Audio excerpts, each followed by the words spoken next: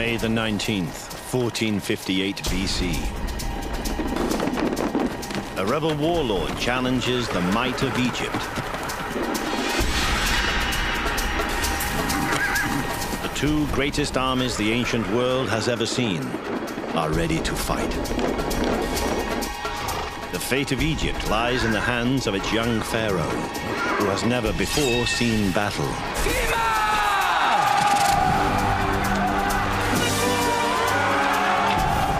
If the rebels win, Egyptian civilization will crumble. This is a true story. The chronicle of this epic struggle was carved into the stone walls of the Temple of Karnak over 3,500 years ago. It records how a pampered prince was transformed by war and turned his kingdom into an empire. He became Egypt's greatest warrior pharaoh, Thutmose III.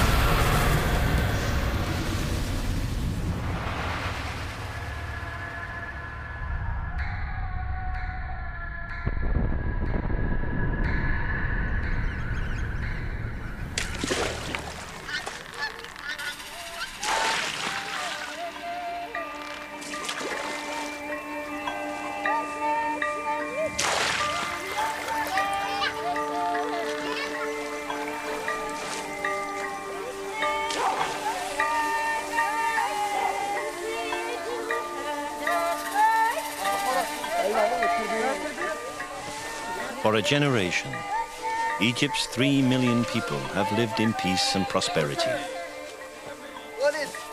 Most are farmers and fishermen, living along the fertile banks of the River Nile. Thutmose is a peasant farmer whose family worked this land together. Their life follows the changing seasons.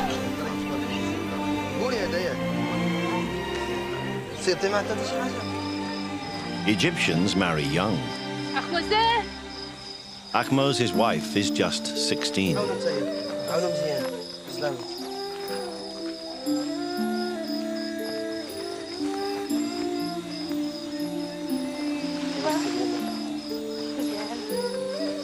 They expect that one day their children will take over from them and work the fields. But Thutmose's life is about to change. The sacred ibis are an omen of danger.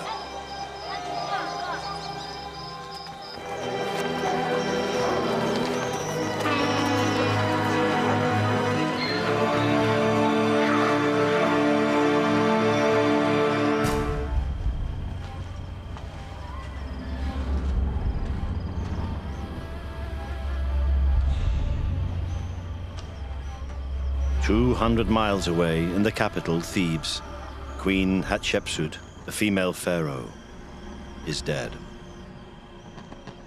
While the country mourns, Egypt's enemies are gathering.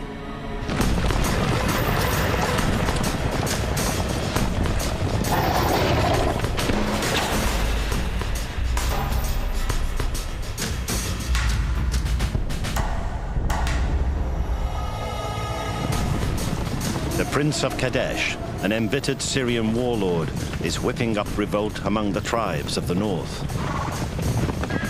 For decades, they have struggled under the yoke of Egypt and her imperial ambitions. With 150 mutinous princes behind him, Kadesh plans to invade Egypt and crush the power of the pharaohs.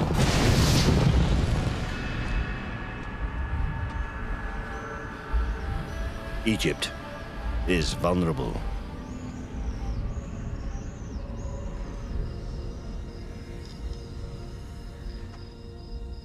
What she needs now is a leader of unswerving courage and tested military skill.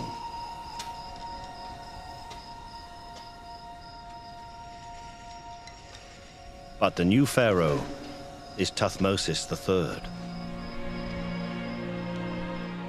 For 20 years, this princeling has been kept from power by his stepmother, Queen Hatshepsut. He has been pampered and indulged, untroubled by the affairs of state. But now he is a king with a nation to lead.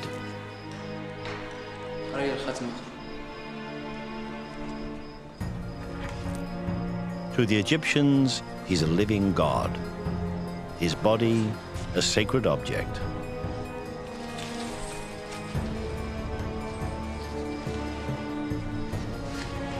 But to his enemies, he's simply a young king with no experience of battle and a feeble hold on power.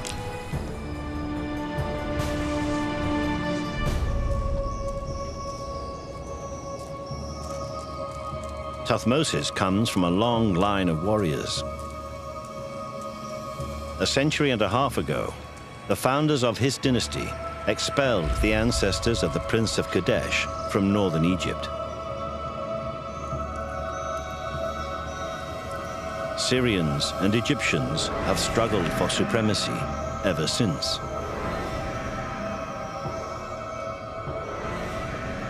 But none of Thutmose's ancestors ever faced a military challenge as great as the one that confronts him now.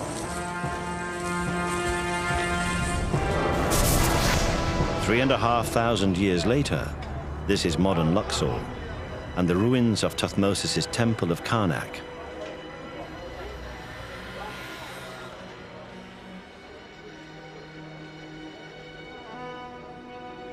In a narrow passageway, on a wall few visitors will ever notice, there's a long inscription in Egyptian hieroglyphs, carved on the orders of Thutmose himself.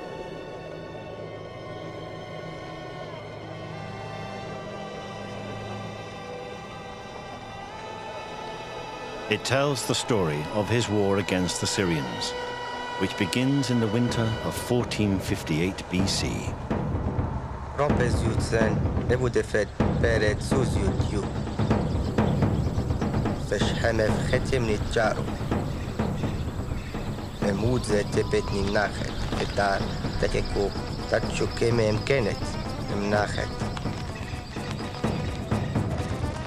Just weeks after taking the throne, Thutmose and his entourage moved from Thebes to the fortress of Jaru, 500 miles north.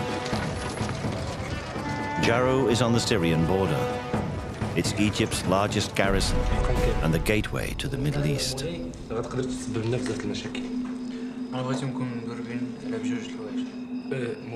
The young Thutmose locks himself away with his generals. Jehuti and Jamenej are hardened soldiers, skeptical of the young pharaoh's ability to lead. They have just a few weeks to devise a strategy to defend Egypt's borders. Recording every word of their deliberations is a fourth man, not a soldier, but a scribe, named Jeneni. He's been called the world's first war correspondent, and it's his words in ancient Egyptian that are carved into the temple wall at Karnak. Operan es hu kewi. Iwa autentot diem ni sharuhan. Set sha rajan yo feroe diwatau shebet hameth.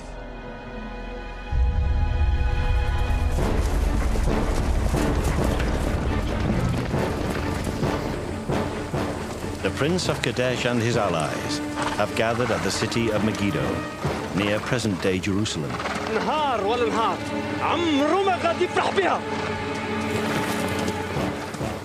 Megiddo is now the nerve center of the revolt.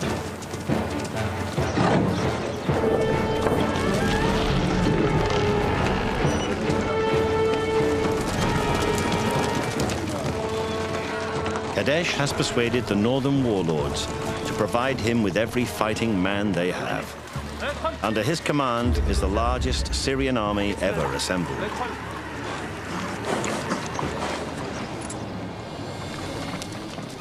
He's determined that this time, Egypt will fall.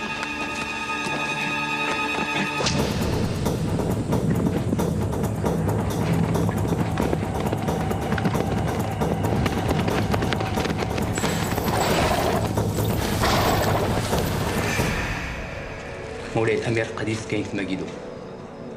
ميغيدو؟ نعم مولاي. صار. The intelligence is worse than Thutmose expects, far worse. Megiddo is just 150 miles from Egypt's borders, and Thutmose is heavily outnumbered. He needs more men.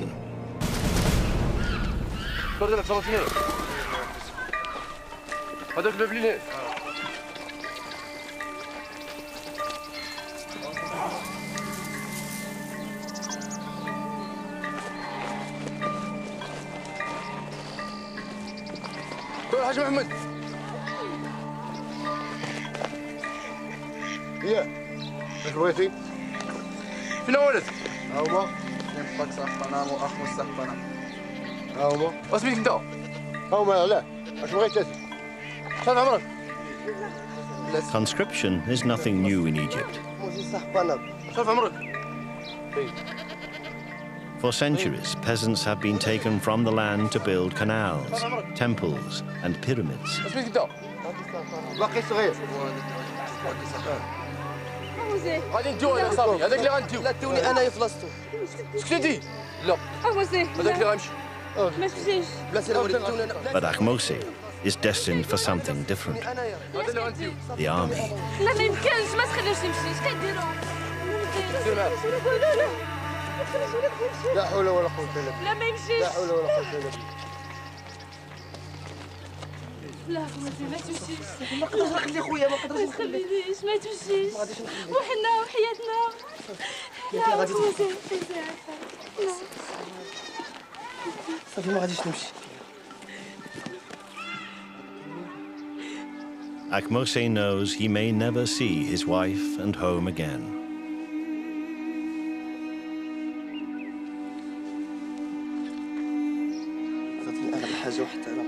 The eye of the hawk god Horus is a magic charm that wards off danger.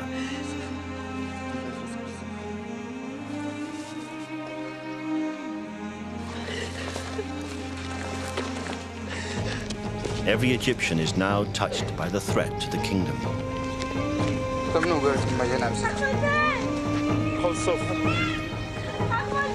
Ahmose is just one of thousands of young men herded north to possible death in the struggle against the Syrians.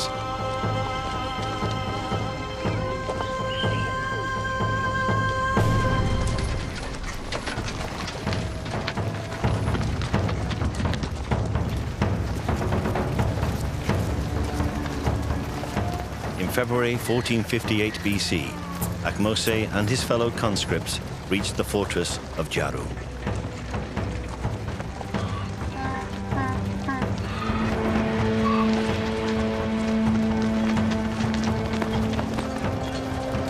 The pharaoh is mustering every fighting man in the kingdom to throw against the Syrian rebels who plan to invade Egypt.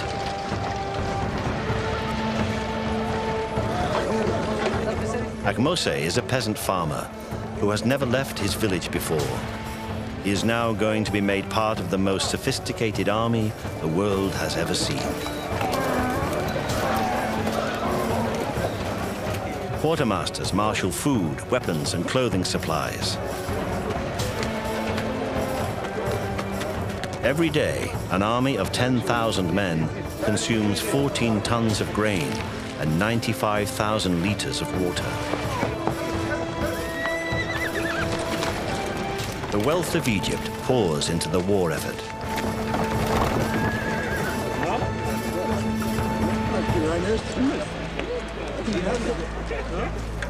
What makes the Egyptian army so formidable is these men. An elite corps of professional soldiers, Nubians from the south, in what is today Sudan.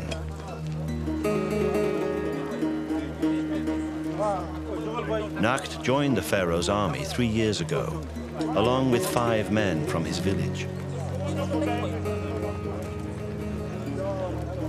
His ambition is to rise through the ranks, and he is likely to succeed. Nubians are admired by the Egyptians for their courage, strength, and skills in combat.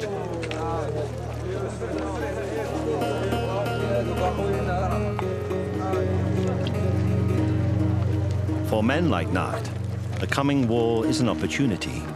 There's booty to be had and glory to be won.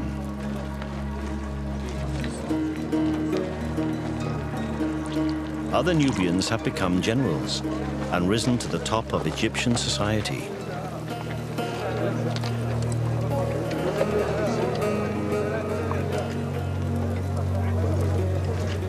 The most Ahmose can hope for is to get back to his home alive.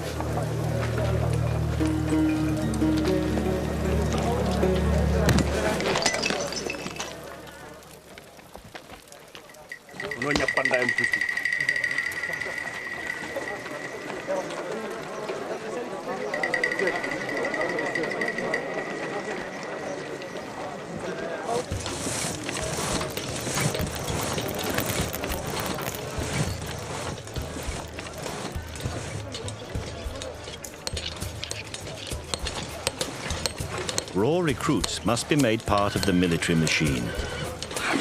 This is the job of Egypt's officer class.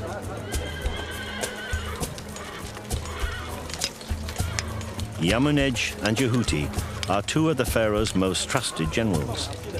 They come from very different backgrounds. Jehuti is an aristocrat. Yamunej rose through the ranks.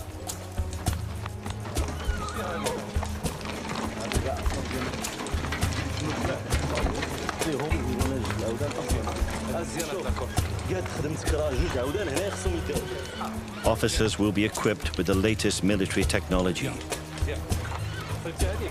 Ivory-tipped arrows, bows made of imported birch or elm, bound with glue made from fish bladders, as well as the most radical innovation of all, the chariot. A lightweight war machine that brings speed and surprise to the battlefield.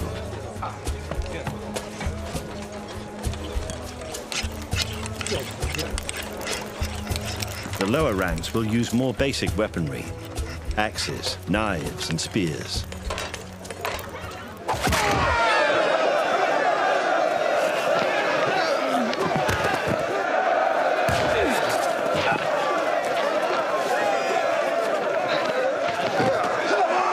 Nacht is putting the new recruits through their paces. Wrestling is the Egyptians' favorite sport, and in the army, it's a useful test of manhood.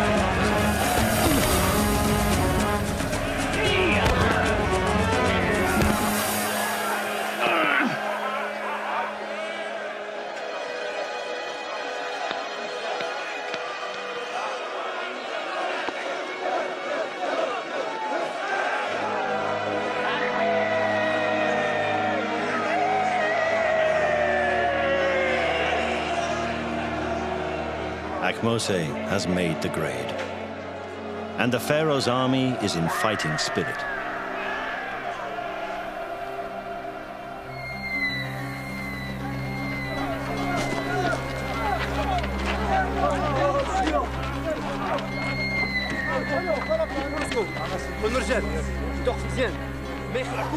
By April, the Prince of Kadesh is preparing to move the coalition's 10,000 men from Megiddo towards the Egyptian border.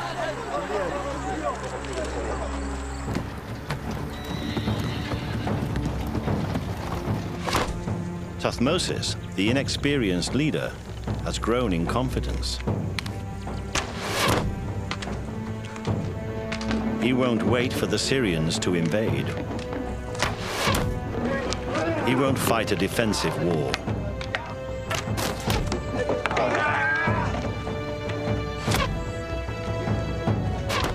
he will invade Syria and crush the rebels at Megiddo. The army will march tomorrow.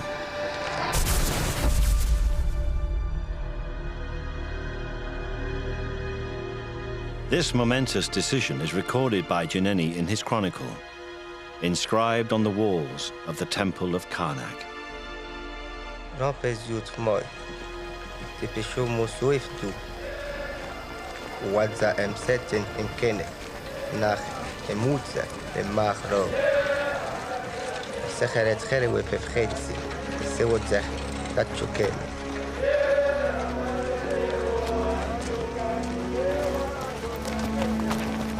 But to reach Megiddo, the army faces a grueling march of 200 miles across the deserts of Sinai and Gaza.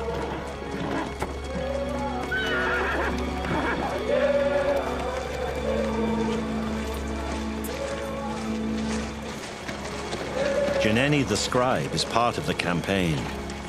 He's here to record the pharaoh's exploits and guarantee Thutmosis a place in history.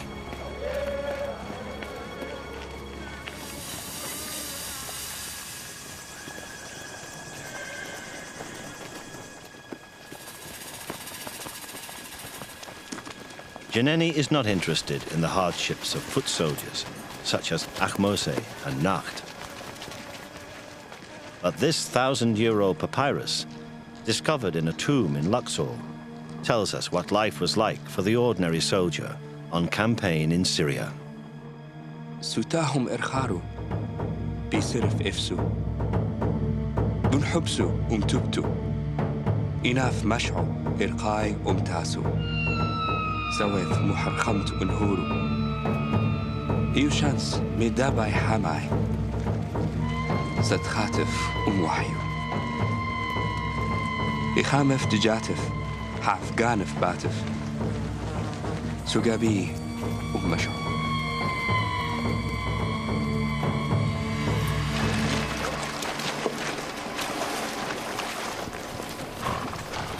At first, the army makes rapid progress. In the first 10 days, it covers 150 miles. Then the heat takes its toll. The pace slows from 15 miles a day to 5.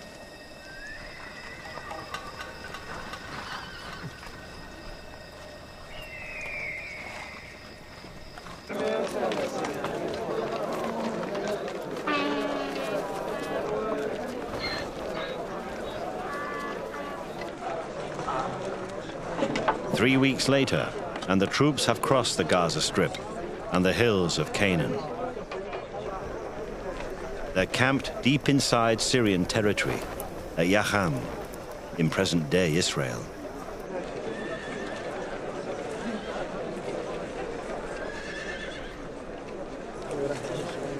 The soldiers are exhausted, and their thoughts turn towards home.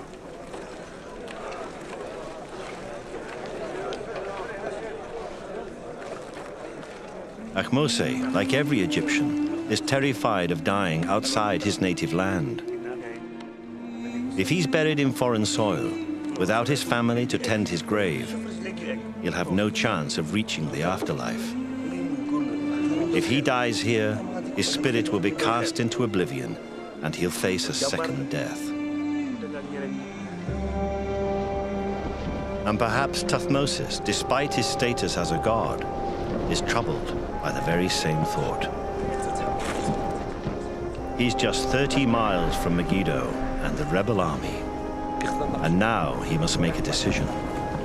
The choice he makes will dictate his future and the fate of Egypt. باش نتفاداو هذه المشاكل انا كنقترح عليكم باش نوريكم الخريطه الطريق اللي خصنا ندوزو معاها. The young pharaoh now faces the most important decision of his campaign. Jeneni records the discussion with his generals. For the first time in his account, we hear Thutmoses' own words as he spoke them 3,500 years ago. خير بفكيش نكاديشو يو أك إرمكتو سو إمو إمتعت سحونا في نفخورون يخاصو نيم ونو حمو لكيامه نشائر نهرنا سسموس المشاسل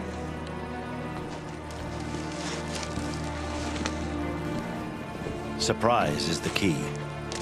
Reach Megiddo quickly, catch the Syrians unawares, and they could crush the rebellion in a single strike.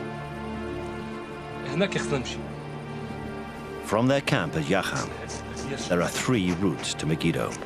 هو الجيش ديالنا ما يقدرش يتحمل المصاعب ديال هذا. Through Yokneam, الطريق هذه قريبة north of Mount Carmel.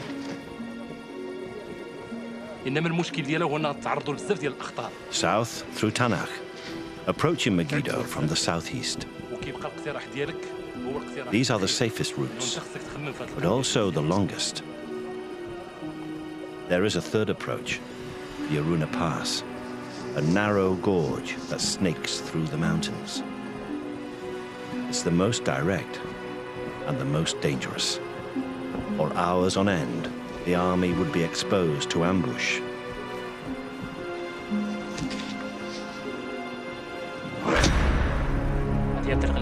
They'll take the Aruna Pass.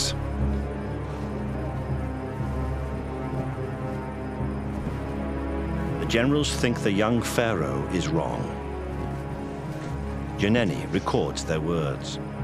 سمي أخ شمت حمتين بين انتوا الحناس يوتو هرسمت أجو خيرو إمو أغا حر إبار إن يتحية إمو حر حاحا يونا إن بخوي أح أغيا إم أرونا أونيخ ناين مروي إراه حسو تيوتي أمون يواتشا حمي حرمين جنبه أرونا إميشا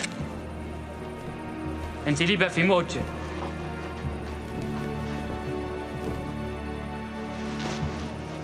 حرنا الماجيان جودا جوين ميك كاسن إمنا خير وبوترا إن يوحمف وجهر كيمة جن يوفا إرسنة جنان كاسن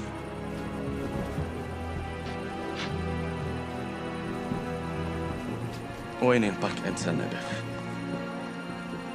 أموي إنحيمو مجن ناخد نجوان جن نمتخد يلا نشوف راسك. أموي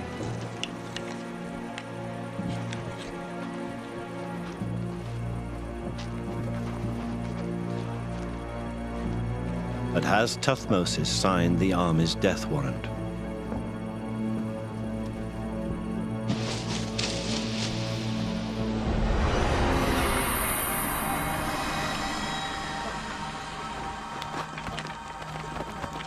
On the 14th of May, Tuthmosis leads his army into the Aruna Pass.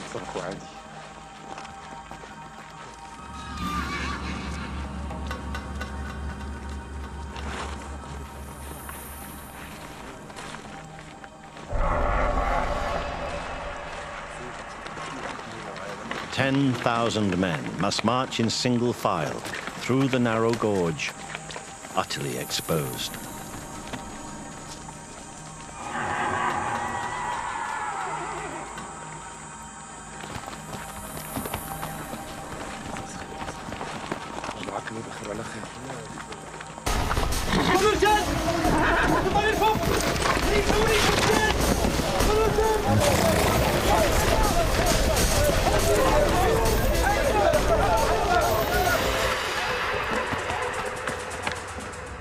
For 12 hours, they are open to attack from above.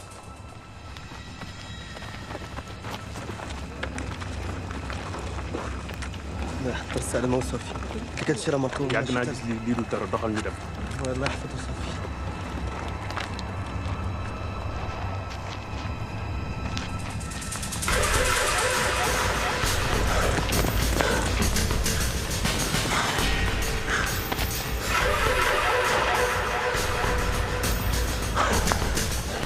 مولاي لقد سلك فرعون But the Syrian ambush never comes. طريق القارون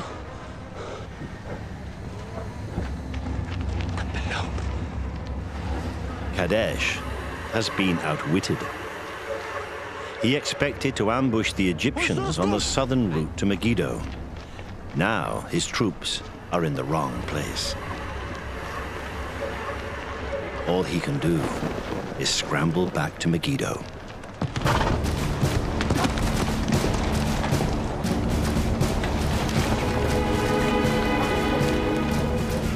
Six hours later, Thutmose is within sight of the Syrian stronghold.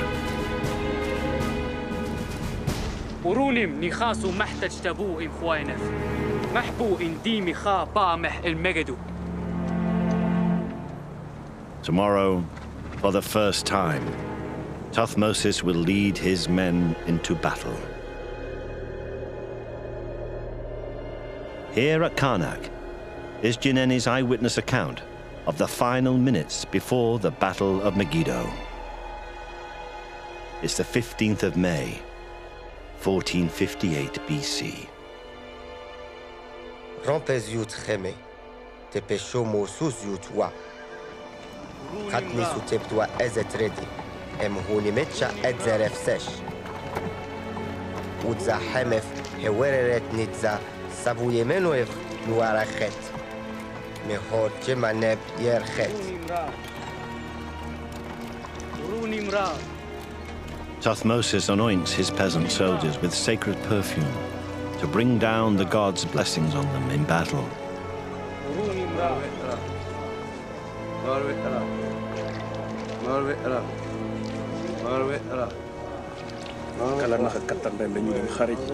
The real test has come.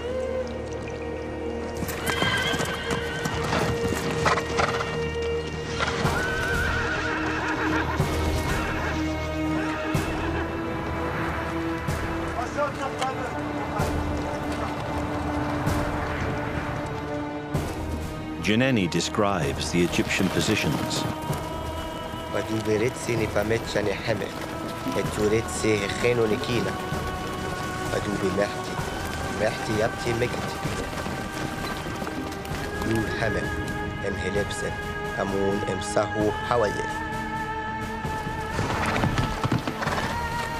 Kadesh too is ready.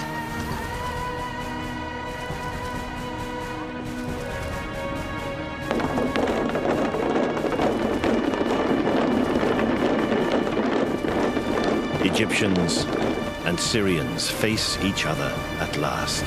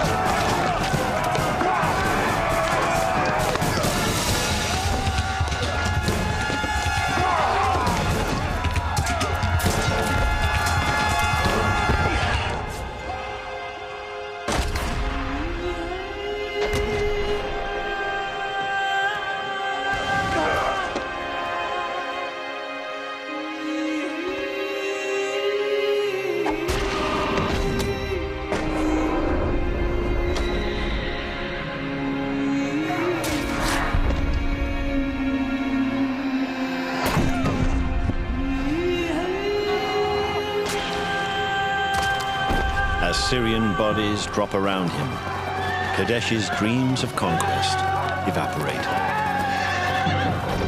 معايا سان حمف السخم إيروسيوسن هيفدي كبكبي مكتي هوني السنت خانوسن سسموسن وريتسن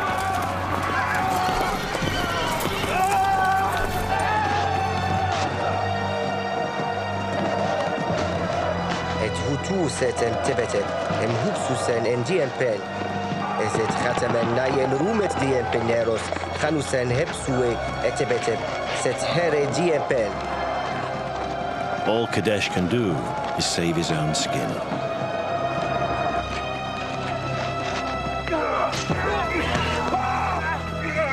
The Egyptians have victory within their grasp, but they let it slip through their fingers.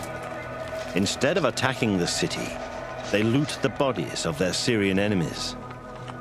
It's the common soldier's chance to enrich himself, but it's a military disaster. Janeni's account condemns the foot soldiers for their greed. Ezit, haner met shane hame fredi lepsen. Ehak nayen chetue enayen cherewe yusen ehak mekete emtat.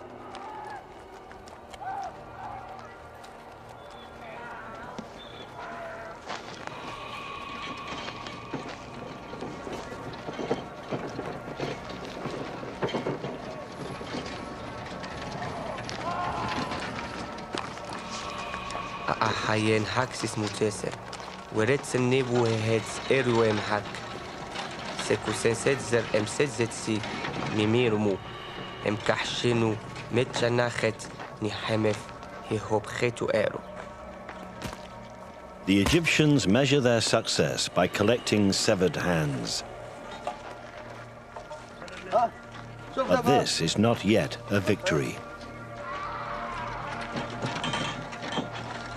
أنت شوف صب معايا واحد جوج لب نيجي نيونيا برام لب شوف أحمد ما يدول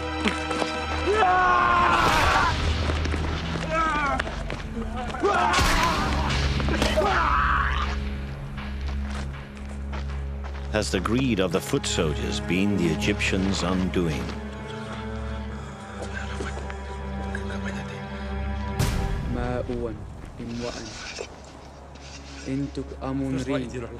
The Pharaoh's generals are in disgrace.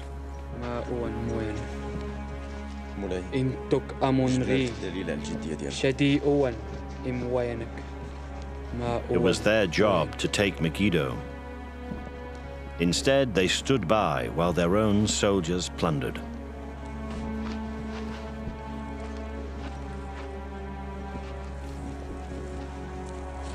كنا فرحان داباك حكم درتوها زوينة داباك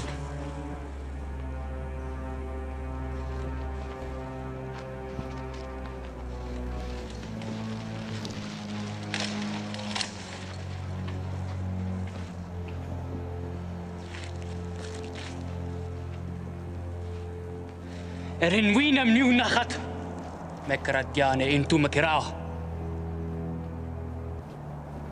ورون يخاسو نحتم وحشيانف إرنتت كابا مه المجدو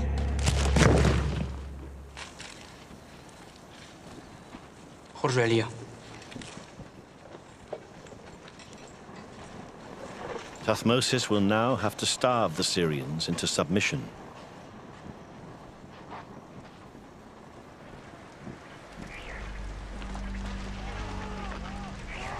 No one knows how many Egyptians fell at the Battle of Megiddo. The Egyptian military documents keep quiet on the subject of their own casualties.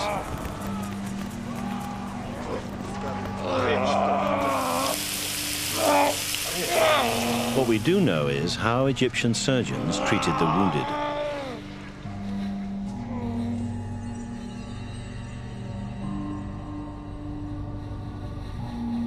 This papyrus is the world's oldest medical textbook.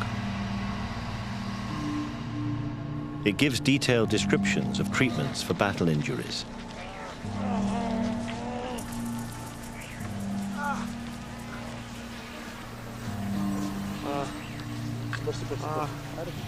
Raw meat, with its natural blood-clotting agents, is used on flesh wounds.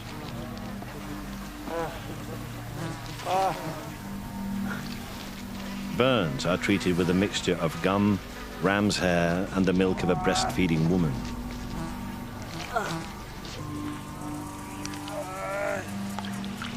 But despite the doctor's best efforts, most of the wounded in this field hospital will die from infection within days.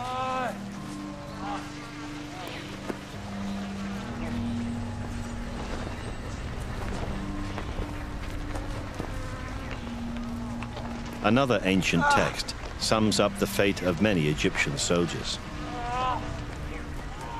توتو حيرتت بيسا إرواعو بمونح إرميقا بشيري توتو حرس خابرف إرناحمف أمخاني الموتف سابرف إرورامي إيو قاسني وشواش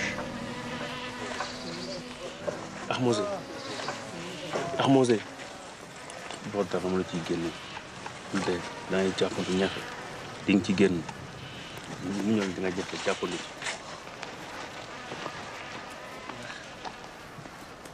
أحموزي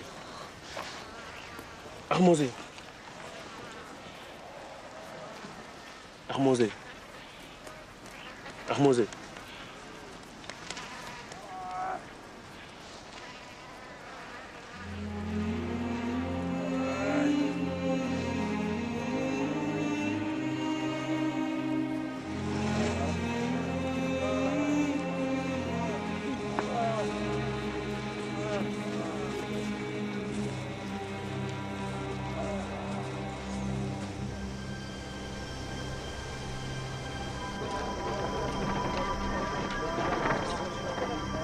For 7 months, Thutmose holds Megiddo under siege.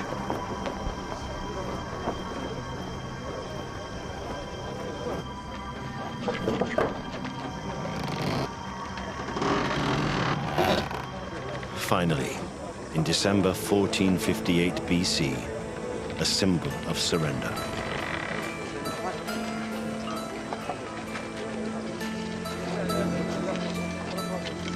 These are the children of the Syrian warlords, offered to Thutmose in a gesture of submission.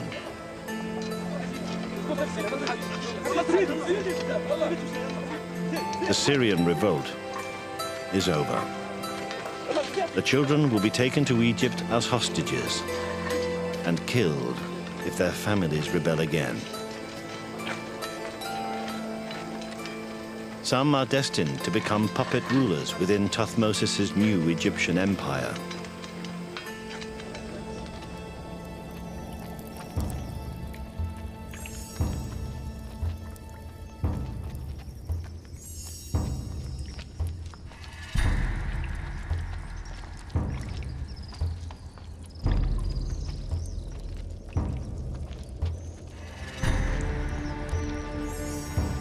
Thutmose returns to his capital, Thebes, in triumph.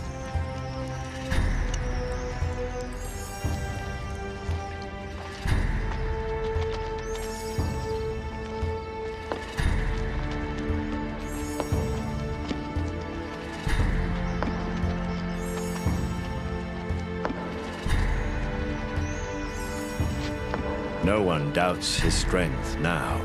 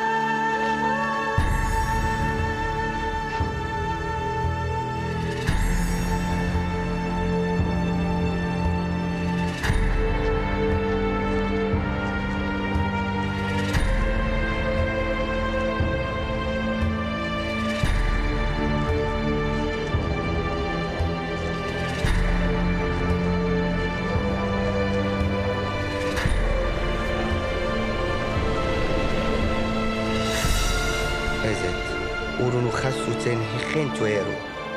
Esen tabu hamef. Etibeh tau Jesusen. Eni akhopeshef enuru bawamun ikhansunim. Ezet urunem hehuwe hamef. Khiar enusen emhet nebu. Shishin mefkat shishiru kid miniment. Awat natmetshani hamef.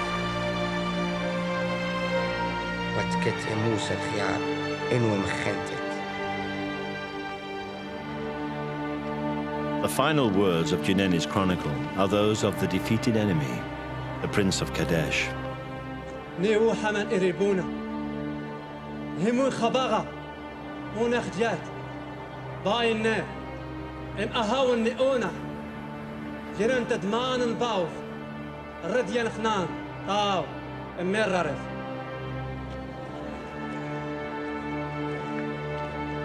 Over the next 20 years, the pharaoh Thutmose III fought and won another 17 campaigns.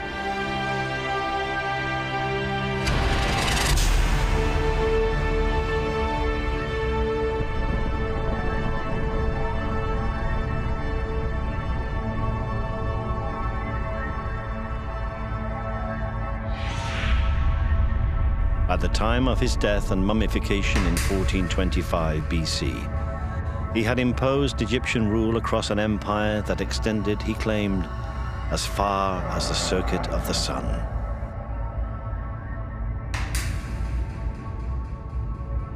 Jineni's eyewitness account of the Battle of Megiddo set a standard of military heroism for every pharaoh who followed.